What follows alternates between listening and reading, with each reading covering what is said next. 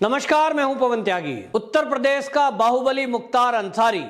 जिसके ऊपर पोटा कानून के तहत केस दर्ज है उत्तर प्रदेश में, आखिरकार उसको पंजाब सरकार क्यों बचाने में लगी हुई है, इसको अगर आपको समझना है तो आप समझिए कि इसके केस की सुनवाई में जब उत्तर प्रदेश सरकार सुप्रीम कोर्ट पहुंची और सुप्रीम कोर्ट में पहुंचकर उत्तर प्रदेश सरकार ने यह कोर्ट से गुहार लगाई कि पंजाब सरकार मुख्तार अंसारी को संरक्षण दे रही है और एक छोटे से मामले में रोपड़ जेल में उसको बंद किया हुआ है, जो कि एक बहाना है। मुख्तार अंसारी की जरूरत कई सारे केसों में उत्तर प्रदेश में वांछित है और आपको बताएं कि उत्तर प्रदेश में उसके ऊपर लगभग जो है 14 आपराधिक मुकदमे दर्ज हैं, जिसमें प्रयागराज के अंदर एक मुकदमा फाइनल स्टेज पर है और इसीलिए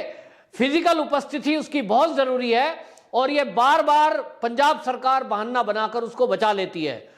तो वहां सुप्रीम कोर्ट में मुख्तार अंसारी के वकील ने जो दलील पेश की, बाकायदा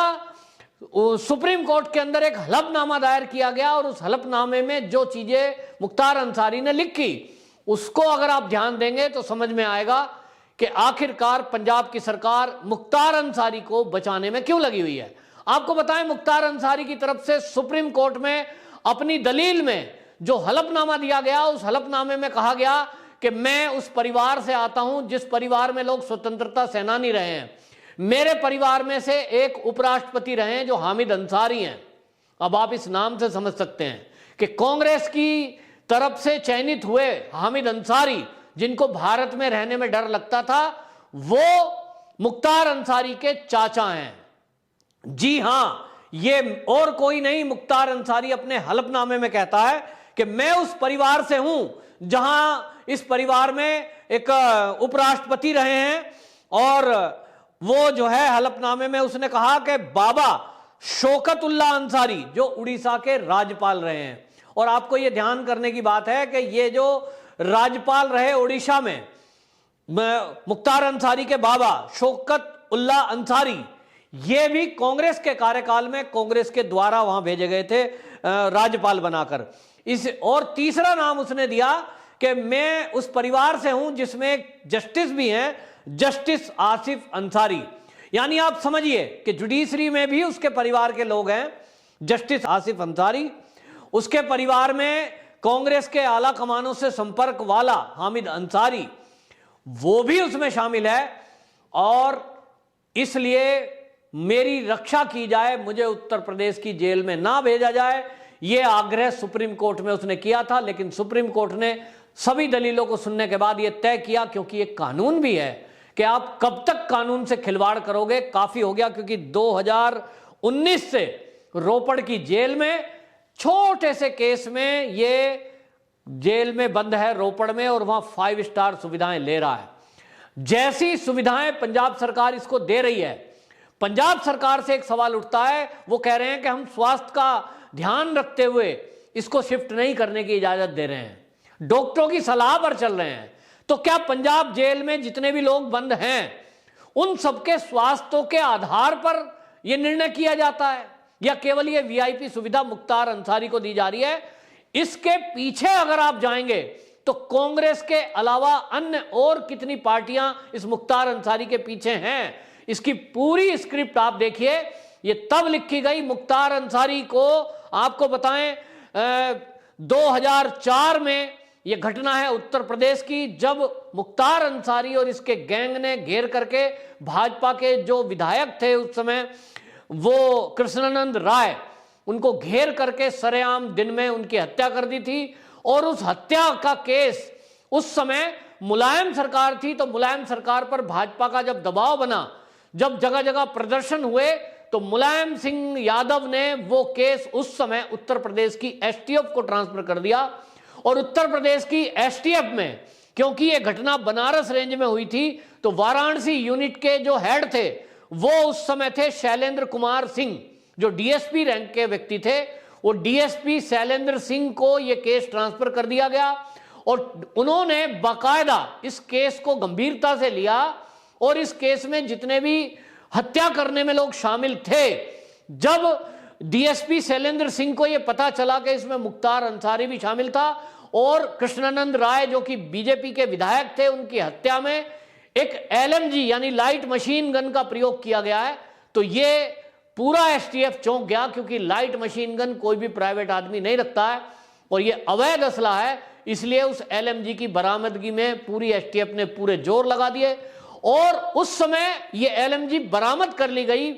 मुख्तार अंसारी के घर से। और इसीलिए मुख्तार अंसारी के ऊपर उस समय एसटीएफ के जो डीएसपी हैं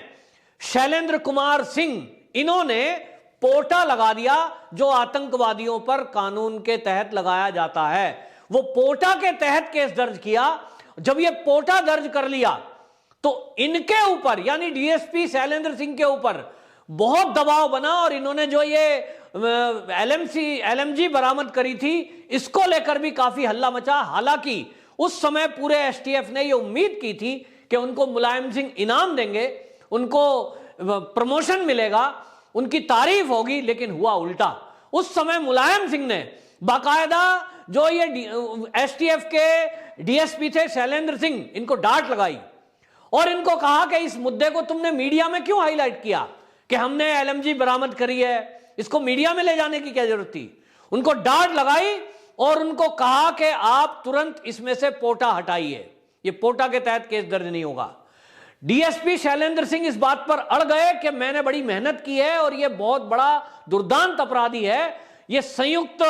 गैंग बना करके अपराध करता है और एक एमएलए का इसने कत्ल किया है जो कि सरेआम, जिसके बहुत सारे गवाह भी हैं, और इसलिए ये पोटा कानून नहीं हटेगा, पोटा में ही केस दर्ज रहेगा। इससे मुलायम सिंह यादव खफा हो गए और आपको बताएं शैलेंद्र सिंह को सस्पेंड कर दिया गया था और सस्पेंड के बाद इतने नाराज ये शैलेंद्र सिंह, अब आप समझिए, जिसने अपनी जान हथेली पे लगाई हो, एक बाहुबली गैंगस्टर से एलएमजी बरामद कर ली हो, उसके घर में घुसकर और उसके खिलाफ पोटा में केस दर्ज किया हो, ऐसे व्यक्ति को सरकार इनाम देने के बजाय सस्पेंड कर दे। ये मुलायम सिंह सरकार में, मुलायम सिंह शासन में, मुलायम के आदेश पर हुआ। और इतना ही नहीं, फिर थोड़े दिन बाद क्या होता है कि ये दबाव बनाने लगे, लेकिन जब ये देखा कि पोटा केस दर्ज जो किया है शैलेंद्र सिंह ने, इनके ऊपर दबाव बनाया जा रहा है, लगातार मुख्यमंत्री दबाव बना रहे हैं, बड़े अधिकारी जो इनके ऊपर के अधिकारी थे वो बार बार ये कह रहे हैं कि सीएम साहब कह रहे हैं भाई पोटा हटाइए, लेकिन इन्होंने पोटा हटाने को मना कर दिया और अपनी नौकरी से दुखी होकर इस्तीफा दे दिया। इस इस्तीफे के बाद भी कहानी नहीं रुकी और यहां जो मुख्तार अंसारी के गुर्गे और मुलायम सरकार में बैठे हुए लोग थे, उन्होंने पूरी प्लानिंग के तहत ये जो अपने घर चले गए थे डीएसपी शैलेंद्र सिंह, नौकरी छोड़कर इनके ऊपर केस दर्ज किया। और ये केस दर्ज किया वहां उस समय आपको बताएं वाराणसी के डीएम कार्यालय के चतुर्थ श्रेणी के कर्मचारी लाल जी ने अपने दफ्तर में तोड़फोड़ और मारपीट और हंगामा करने की एफआईआर दर्ज कराई और इस एफआईआर में आपको बताएं पुलिस ने तुरंत चार्जशीट दाखिल कर ली और उस समय शैलेंद्र सिंह को जेल हुई और जेल में डाल दिया गया। यानी फर्जी केस में शैलेंद्र सिंह जो कि डीएसपी थे, उनको मुख्तार अंसारी के ऊपर कार्रवाई करने का इनाम मुलायम सरकार ने यह दिया कि उनको फर्जी केस में जेल भेज दिया। और आपको बताएं कि अब जब योगी सरकार आई है, जिसने ये शपथ ली है कि हम उत्तर प्रदेश के सभी अपराधियों को जेल के सलाखों के पीछे डालेंगे, उन्होंने इस केस का संज्ञान लिया है। और उनको यह संज्ञान आया इसलिए क्योंकि आपको बताएं कि ये जो पूर्व डीएसपी शैलेंद्र सिंह हैं, इन्होंने बाकायदा आपको बताऊं फरवरी 2004 में तत्कालीन उत्तर प्रदेश के जो राज्यपाल थे विष्णुकांत शास्त्री, उनको एक प्रार्थना पत्र लिखा था जेल से ही। और इन्होंने लिखा कि मेरे ऊपर फर्जीवाड़ा करके मुख्तार अंसारी के दबाव में, उनके रिश्तेदारों के दबाव में, जिसमें आप समझ सकते हैं कि देश के उपराष्ट्रपति पद पे कोई व्यक्ति बैठा हो तो कहां तक पहुंच होगी ऐसे व्यक्ति की, और इसलिए दबाव बनाया गया। तो उस समय शैलेंद्र सिंह ने, जो उत्तर प्रदेश के तत्कालीन राज्यपाल थे विष्णुकांत शास्त्री, उनको एक पत्र लिखा, उनको एक एप्लीकेशन दी और उनको कहा कि मेरे ऊपर फर्जी केस लगाया गया है, मैंने डीएम कार्यालय में ना तो कोई तोड़फोड़ की है, ना मैंने हंगामा किया है, ना किसी के साथ मारपीट की है, मेरे केस पर सुनवाई की जाए। लेकिन आपको बताएं कि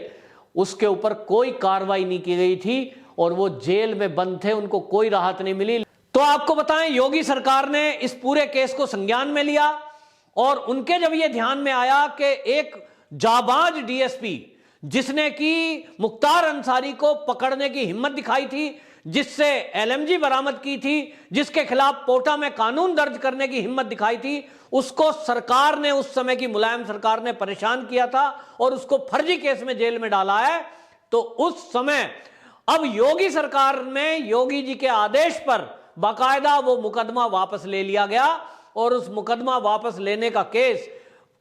सरकार ने हलफनामा दाखिल किया, जिसके कारण सीजेएम न्यायालय ने 6 मार्च को इसको स्वीकृत कर लिया और इस स्वीकृत के बाद अब राहत की सांस मिली है और अब जो पूर्व डीएसपी हैं शैलेंद्र कुमार सिंह, वो जेल से बाहर आएंगे। ये बहुत बड़ा एक अचीवमेंट है और वो शैलेंद्र सिंह अपने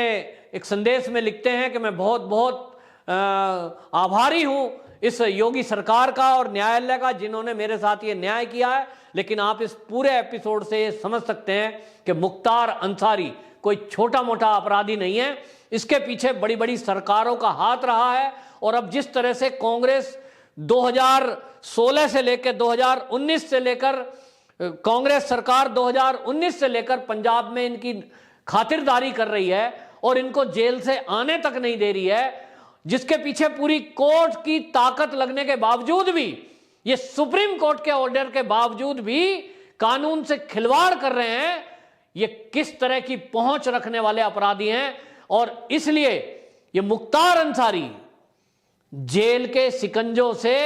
अभी पंजाब से उत्तर प्रदेश भी नहीं आ पा रहा है। अब देखना यह होगा कि सुप्रीम कोर्ट ने जब आदेश दिया है पंजाब सरकार को और पंजाब के जेलर को कि आप तत्काल इनको 2 हफ्ते के अंदर उत्तर प्रदेश की जेल में शिफ्ट कर रही है, क्योंकि उत्तर प्रदेश में इनके खिलाफ केस लंबित है। तो अब देखना होगा कि ये शिफ्ट होते हैं कि नहीं, क्योंकि ड्रामे आए दिन रचे जा रहे हैं। कभी स्वतंत्रता सेनानी होने का हवाला दिया जा रहा है, कभी मुख्तार अंसारी की पत्नी एप्लीकेशन लगा रही है और वो योगी पर आरोप लगा रही है कि योगी सरकार मेरे पति की हत्या करा देगी, इनको जो है जेल में ले जाने के बहाने मार देगी। इस तरह के आरोप योगी सरकार पर लगाकर वो कहीं ना कहीं सिंपैथी गेन करने की कोशिश कर रहे हैं और उनकी कोशिश है कि मुख्तार अंसारी किसी तरह बच जाए। लेकिन उनको ये ध्यान नहीं आता कि मुख्तार अंसारी ने कितने ही लोगों की हत्या की